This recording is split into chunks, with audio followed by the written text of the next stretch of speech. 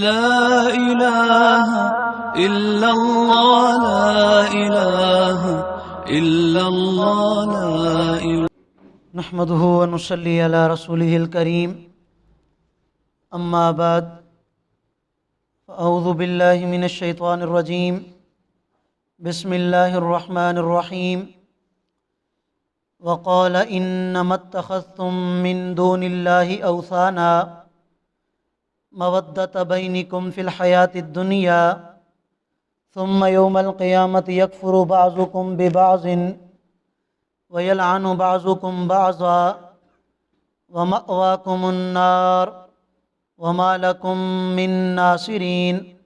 صدق اللہ العظیم۔ سورۃ العنکبوت کی آیت نمبر 25 آپ حضرات کے سامنے تلاوت کی ہے۔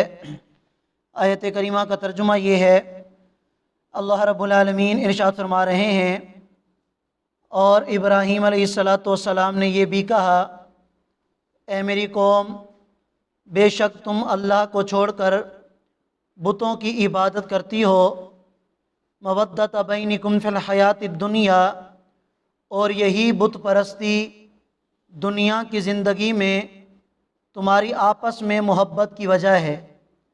ثم یوم القیامہ، پھر جب قیامت کا دن آئے گا تو تم میں سے بعض کا منکر ہوگا، اور تم میں سے بعض پر لعن طعن کرے گا۔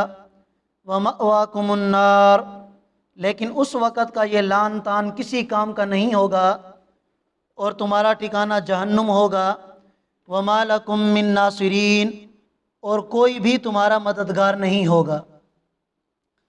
ماقبل آیات میں حضرت ابراہیم علیہ السلام کا واقعہ شروع کیا تھا کہ حضرت ابراہیم علیہ السلام کی قوم شرک میں مبتلا تھی، تو حضرت ابراہیم علیہ السلام نے ان کو دعوت دی کہ شرک کو چھوڑ کر اللہ تعالیٰ کی وحدانیت پر ایمان لاؤ، کہ اللہ کی ذات کے سوا اس کائنات میں کوئی بھی عبادت کے لائق نہیں ہے۔ تم جو بتوں کی عبادت کرتے ہو، ستاروں کی پرستش کرتے ہو، یہ کسی کے نفع نقصان کے مالک نہیں ہیں۔ نفع اور نقصان کی مالک ذات، رزق دینے والی ذات، وہ صرف اور صرف اللہ پاک ہی کی ذات ہے۔ حضرت ابراہیم علیہ السلام نے ارشاد فرمایا کہ میری قوم، تم بتوں کی عبادت کرتے ہو، اور اسی وجہ سے تمہاری آپس کے اندر دوستی ہے، آپس کے اندر محبت ہے، اسی بت پرستی کی وجہ سے۔ اس کا ایک مطلب تو یہ ہو سکتا ہے کہ چونکہ سارے بت پرست اکٹھے ہو گئے تو اسی وجہ سے تمہاری آپس میں دوستی ہے، آپس میں محبت ہے۔ اگر تم میں سے کوئی بت پرستی چھوڑ دے تو تمہاری یہ محبت ہی ختم ہو جائے اور سب تعلقات ٹوٹ جائیں۔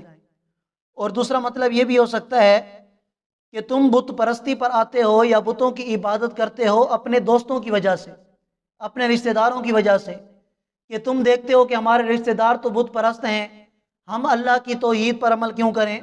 تم دیکھتے ہو کہ میرے قریبی دوست وہ تو بتوں کی عبادت کرتے ہیں، تو ہم کیوں بتوں کی عبادت نہ کریں؟ تو دوستی کی وجہ سے تم سارے کے سارے بت پرست بن چکے ہو۔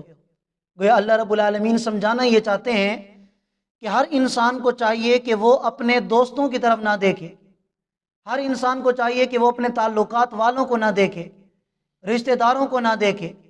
اگر رشتہ دار غلط راستے پر چل رہے ہیں تو اس کا یہ مطلب نہیں کہ آپ بھی ان کے ساتھ غلط راستے پر چل پڑیں۔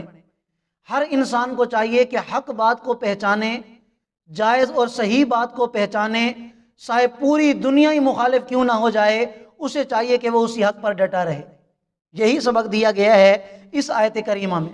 فرمایا کہ آج تو دنیا میں ایک دوسرے کی دوستی کی وجہ سے تم باطل راستے پر چل پڑتے ہو، گناہ کر لیتے ہو، نافرمانی کر لیتے ہو کہ یار دوستوں کی محفل تھی میں بھی چلا گیا، وہ جو نافرمانی میں لگے ہوئے تھے میں کیا کرتا۔ تو اگر آج دنیا میں تعلقات کی وجہ سے تم اللہ کی نافرمانی میں لگے رہے تو فرمایا کہ قیامت کا دن آئے گا، پھر تم ایک دوسرے کے منکر ہوگے کہ نہیں اس نے مجھے گمراہ کیا تھا، وہ کہے گا نہیں اس کی وجہ سے میں گمراہ ہوا تھا۔ پھر تم ایک دوسرے پر لعن طعن کرو گے، لیکن اس وقت کے لعن طعن کا کوئی فائدہ نہیں ہوگا۔ تمہاری نافرمانی تمہیں دوزخ کے اندر لے کے جائے گی۔ ہاں اگر تم دنیا میں نیک بن جاؤ تو اللہ تعالیٰ اس نیکی کی وجہ سے تمہیں جنت میں اعلیٰ مقام عطا فرمائیں گے۔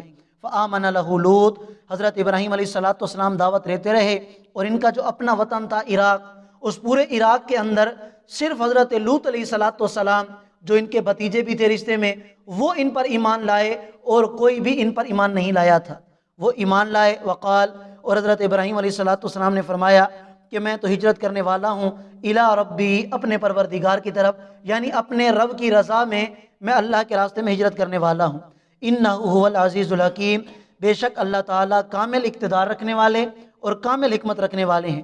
وَوَهَبْنَا لَهُ إِسْحَاقَ وَيَعْقُوبَ، اللہ فرماتے ہیں کہ پھر ہم نے ابراہیم کو اسحاق اور یعقوب جیسے دو بیٹے عطا فرمائے۔ وَجَعَلْنَا فِي ذُرِّيَّتِهِ النُّبُوَّةَ، اور پھر ہم نے ان کی نسل میں یعنی ابراہیم علیہ السلام کی نسل میں نبوت اور کتابوں کے سلسلے کو جاری رکھا۔ وَآتَيْنَاهُ أَجْرَهُ فِي الدُّنْيَا، دنیا میں بھی بہترین اجر ان کو عطا کیا۔ وَإِنَّهُ فِي الْآخِرَةِ لَمِنَ الصَّالِحِينَ، اور یہ کل کو قیامت کے دن بھی ان کا شمار نیک لوگوں میں ہوگا۔